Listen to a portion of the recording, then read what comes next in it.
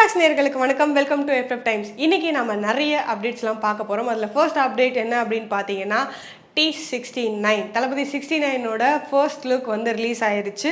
So வந்து ஜனநாயகன் அப்படிங்கிறது தான் வந்து படத்தினுடைய டைட்டில். இதுக்கு முன்னாடியுமே வந்து படத்தினுடைய டைட்டில் தொடர்பாக நிறைய விஷயங்கள் வந்து பேசப்பட்டு இருந்தது.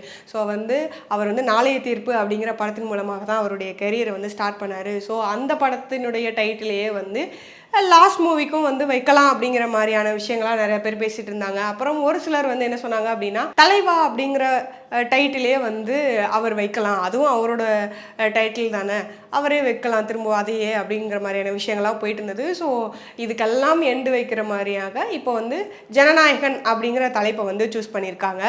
ஸோ வந்து ப்ரொடக்ஷன் தரப்புலேருந்து என்ன வந்துன்னா, வி கால் ஹிம் ஜனநாயகன் அப்படிங்கிற வந்து கொட்டேஷனோட இதை வந்து இப்போ வந்து ரிலீஸ் பண்ணியிருக்காங்க. எல்லாருக்குமே தெரியும் இதுதான் வந்து லாஸ்ட் படம் அப்படின்னு சொல்லப்படுது. ஸோ வந்து இதுக்கப்புறம் நடிப்பாரா இல்லையா அப்படிங்கிறத இப்போ வரைக்கும் உறுதி இல்லை. ஸோ அதை வெயிட் பண்ணி தான் நம்ம பார்க்கணும். ஸோ பொலிட்டிக்கலாக இவர் வந்து ஃபுல்லாக போகிறாரு அப்படிங்கிறதுனால ஒருவேளை இந்த ஜனநாயகன் அப்படிங்கிற டைட்டில் சூஸ் பண்ணியிருப்பாங்களோ அப்படிங்கிற மாதிரியான விஷயங்கள். ஆல்ரெடி இந்த T69க்கு இன்னொரு விஷயமும் பேசப்பட்டு இருந்தது. என்ன அப்படின்னா, பகவந்த் கேசரியினுடைய அஃபிஷியல் ரீமேக்காக இந்த படம் இருக்கும் அப்படிங்கிற மாதிரியான விஷயங்கள்லாம் பேசப்பட்டு இருந்தது. இவர் பொலிட்டிக்கலாக மூவ் பண்ணும்போது அந்த பகவந்த் கேசரியினுடைய ரீமேக்காக இந்த படத்தை எடுக்கும்போது இது எந்த அளவுக்கு அவருக்கு பொலிட்டிக்கலாக ஹெல்ப் பண்ணும் அப்படிங்கிற மாதிரியான கேள்விகளெல்லாம் எல்லாருமே கேட்டுட்டு இருந்தாங்க. ஸோ வந்து இப்போ இந்த படத்தினுடைய ஃபர்ஸ்ட் லுக் வந்ததுக்கு அப்புறமாக இந்த டாக் எல்லாமே மாறி இருக்கு அப்படின்னு தான் சொல்லணும்.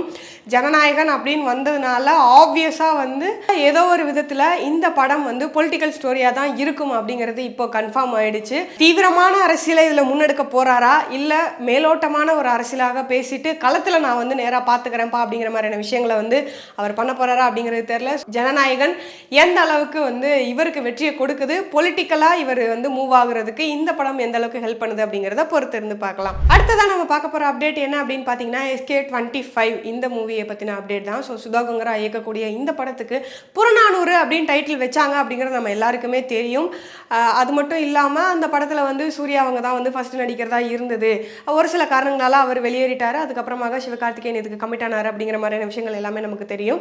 அது மட்டும் இல்லாமல் இந்த புறநானூறு அப்படிங்கிற டைட்டிலுமே வந்து ஃபர்ஸ்ட் வந்து ஃபிக்ஸ் பண்ணியிருந்தாலும் கூட அதுக்கப்புறமாக 1965 அப்படின்னு அதுக்கப்புறமாக வந்து மாற்றினாங்க அப்படிங்கிற மாதிரியான விஷயங்கள்லாம் சொல்லப்பட்டது.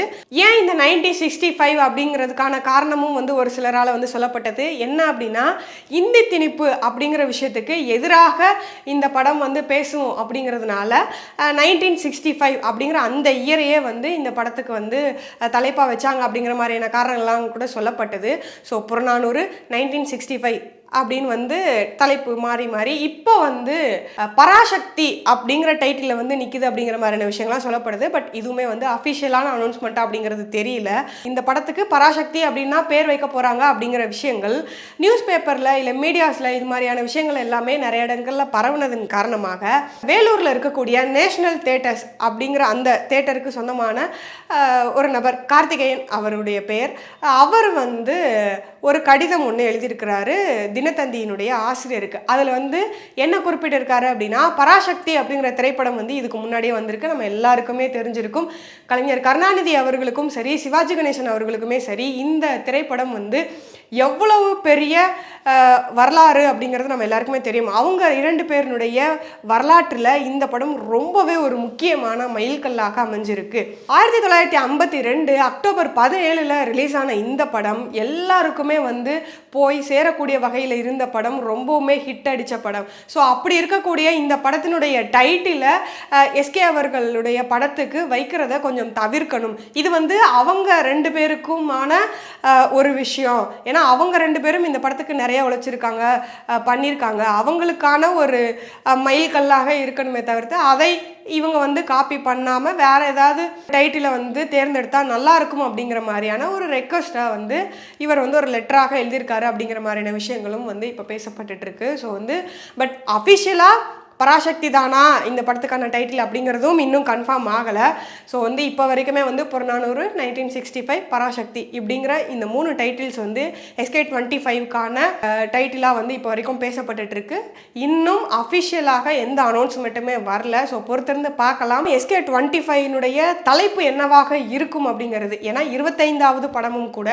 ஸோ எந்த அளவுக்கு அவங்க தலைப்பில் வந்து பெஸ்ட் காட்ட போகிறாங்க அப்படிங்கிறது தெரியல. படமும் எந்த அளவுக்கு இருக்கும் அப்படிங்கிறத பார்க்கலாம். ஏன்னா படத்தினுடைய தலைப்புக்கே வந்து அவங்க இவ்வளோ மெனக்கடுறாங்க அப்படிங்கும் போது படம் எந்த அளவுக்கு இருக்கும் அப்படிங்கிறத நம்ம பொறுத்திருந்து பார்க்கலாம். மூணாவதாக நம்ம பார்க்க போகிற அப்டேட் என்ன அப்படின்னு பார்த்தீங்கன்னா, நம்ம அம்பான் அந்த கேரக்டர் இருக்கு இல்லையா, அந்த அம்பான் கேரக்டரில் நடித்த சஜின் அவங்க வந்து ஒரு அப்டேட் கொடுத்துருக்காங்க.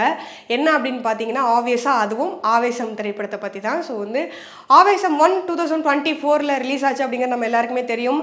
அதுவும் ஃபகத் ஃபாசிலுடைய அந்த நடிப்பு எந்த அளவுக்கு வந்து பேசப்பட்டது அப்படிங்கிறது நம்ம எல்லாருக்குமே தெரியும். ஸோ வந்து இப்போ ரீசெண்டாக சஜின் அவர்கள் வந்து ஒரு இன்டர்வியூவில் வந்து ஒரு கேள்வி வந்து அவர்கிட்ட கேட்குறாங்க. ஸோ இந்த படத்துக்கான விஷயங்கள்லாம் செகண்ட் பார்ட்லாம் எப்போ வரும் அப்படிங்கிற மாதிரி விஷயங்கள்லாம் கேட்கும்போது கண்டிப்பாக ஆவேசம் பார்ட் 2 இருக்குது அப்படிங்கிற மாதிரியான ஒரு விஷயத்த வந்து சொல்லியிருக்காரு. ஸோ வந்து ஆவேசம் 1 எந்த அளவுக்கு நிறைய பேர்கிட்ட போய் ரீச் ஆச்சு, அந்த ரீல்ஸ் எல்லாம் கூட வந்து நிறைய பேர் வந்து பண்ணியிருந்தாங்க அப்படிங்கிறது நம்ம எல்லாருக்குமே தெரியும். ஃபகத் ஃபாசிலுடைய நடிப்புக்கு அந்த படம் வந்து ஒன் ஆஃப் த சாம்பிள் அப்படின்னே சொல்லலாம். ஏன்னா அவர் எந்த அளவுக்கு நடிப்பார் அப்படிங்கிறது நம்ம எல்லாருக்குமே தெரியும். ஒவ்வொரு படத்துலையுமே வெரைட்டி காட்டியிருப்பார்.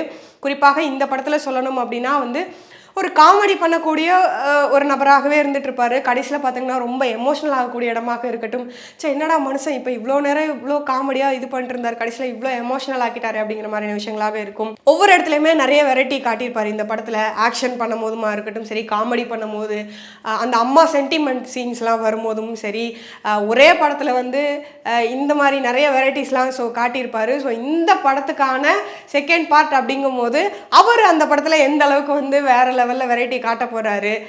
நம்ம அம்பான் அவர் இந்த படத்தில் என்ன அளவுக்கு முக்கியமான கேரக்டர் பண்ணுறாரா இல்லையா, இந்த படம் எப்போ ரிலீஸ் ஆகும், அஃபிஷியலான அனௌன்ஸ்மெண்ட்லாம் எப்போ வருது அப்படிங்கிறத பொறுத்திருந்து பார்க்கலாம். பட் ஆவேசம் 2 கன்ஃபார்ம். அடுத்ததான் நம்ம பார்க்க போகிற அப்டேட் என்ன அப்படின்னு பார்த்தீங்கன்னா, விடுதலை 2வின் மூலமாக மீண்டும் ஒரு முறை வந்து நல்ல இயக்குநர்கள் பட்டியலில் வெற்றிமாறன் தன்னுடைய இடத்தை வந்து தக்க வச்சுக்கிட்டாரு அப்படின்னு சொல்லலாம். ஸோ வந்து ப்ரொடியூசராக அடுத்து வந்து அவர் வந்து ஒரு படம் இப்போ வந்து கொடுத்துருக்காரு. என்ன அப்படின்னு பார்த்தீங்கன்னா, பேட் கேர்ள். அந்த படத்தினுடைய டீசர் ரிலீஸ் ஆகிருக்கு. படத்தினுடைய டைரக்டர் யாருன்னு பார்த்தீங்கன்னா வர்ஷா பரத். இவங்க யார் அப்படின்னா வெற்றிமாறனுடைய அசிஸ்டன்ட் டைரக்டராக இருந்தவங்க. ஸோ இந்த படத்தின் மூலமாக டைரக்டராக டெபியூ ஆகுறாங்க. அஞ்சலி சிவராமன் இவங்க வந்து லீட் ரோலில் நடிச்சிருக்காங்க. டிஜே அருணாச்சலம் இன்னும் நிறைய நபர்கள்லாம் நடிச்சிருக்காங்க படத்தில். ஸோ படத்தினுடைய டீசர் வந்து ரிலீஸ் ஆகிருச்சு.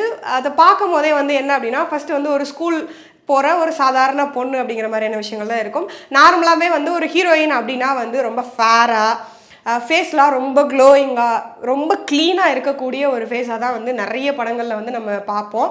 மோஸ்ட் ஆஃப்ல எல்லாமே வந்து ஹீரோயின்ஸாக அப்படி தான் காட்டுவாங்க. ஒரு சில இடத்துல தான் வந்து கொஞ்சம் நேச்சராக காட்டக்கூடிய விஷயமாக இருக்கும்.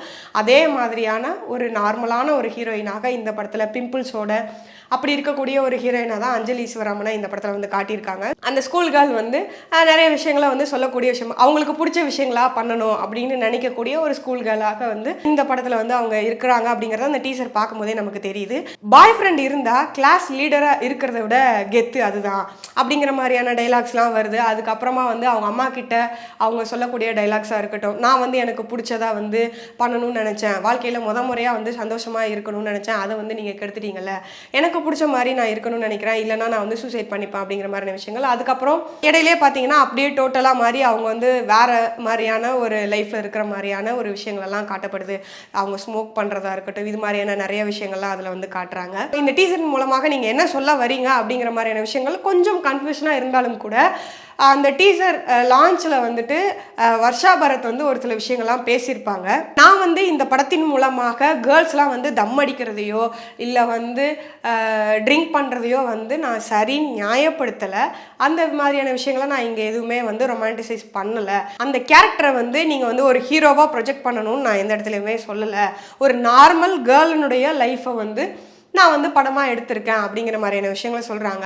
இது எல்லாத்தையும் தாண்டி அவங்க சொன்ன ஒரு விஷயம் வந்து ரொம்ப வந்து நல்லா இருந்தது அப்படிங்கிற மாதிரியான விஷயங்களாக சொல்லணும். என்ன அப்படின்னா வந்து பெண்களை புனிதர்களாக மட்டுமே பார்க்காதீங்க, அவங்கள மனிதர்களாக பாருங்க அப்படிங்கிற மாதிரியான கான்செப்டில் தான் வந்து நான் இதில் வந்து சொல்ல வரேன் அப்படிங்கிற மாதிரியான விஷயங்களையும் சொல்லியிருந்தாங்க. ஸோ வந்து வெறும் டீசரை மட்டும் பார்த்துட்டு இப்போ இந்த படத்தில் என்ன சொல்ல வராங்கன்னு தெரியல அப்படின்னு நினைக்கிறவங்க கண்டிப்பாக அந்த டீசர் லான்ச்சில் அவங்க வந்து பேசின விஷயங்களையும் சேர்த்து மச் பண்ணி பார்த்தா ஓரளவுக்கு புரியும் அப்படிங்கிற மாதிரியான விஷயங்கள் இருந்தது. ஃபர்ஸ்ட் டீசர் மட்டும் பார்க்கும்போது ஒரு கன்ஃபியூஷன் கண்டிப்பாக இருக்கும். ப்ரொடியூசராக வெற்றிமாறன் வந்து இந்த படத்தில் வந்து எந்த அளவுக்கு வந்து அவங்களுக்கு சப்போர்ட் பண்ணாங்க அப்படிங்கிற மாதிரியான விஷயங்களையும் பேசியிருந்தாங்க. ஸோ ஓவராலாக இந்த படம் எந்த அளவுக்கு நல்லா வருது, என்னைக்கு ரிலீஸ் ஆக போகுது அப்படிங்கிறதெல்லாம் இன்னும் அடுத்தடுத்த நாட்களில் தெரிய வரும். ஒரு ப்ரொடியூசராக வெற்றிமாறன் இந்த படத்தில் ஜெயிக்கிறாரா இல்லையா அப்படிங்கிறத பொறுத்திருந்து பார்க்கலாம். லாஸ்ட்டாக நம்ம பார்க்க போகிற அப்டேட் என்ன அப்படின்னா, படத்தை பற்றின அப்டேட்டாக இல்லை அப்படின்னாலும் ஆக்டர் அவங்கள பற்றின அப்டேட் தான்.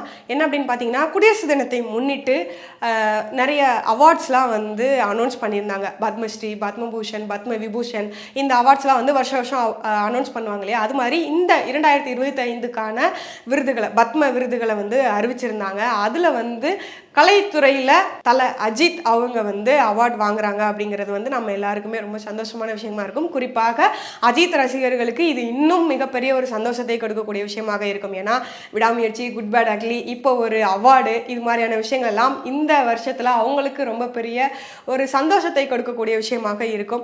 ஸோ வந்து நிறைய பேர் வந்து அவார்ட்ஸ் வாங்குறாங்க. ஸோ அந்த இதில் வந்து பத்ம விருதுகளில் 3 இருக்குது.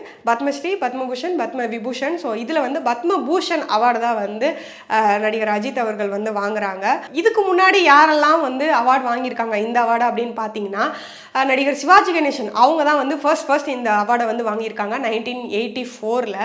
அதுக்கப்புறமாக ரஜினி 2000 வாங்கியிருக்காரு. அதுக்கப்புறமாக 2014 கமலஹாசன் வாங்கியிருக்காங்க.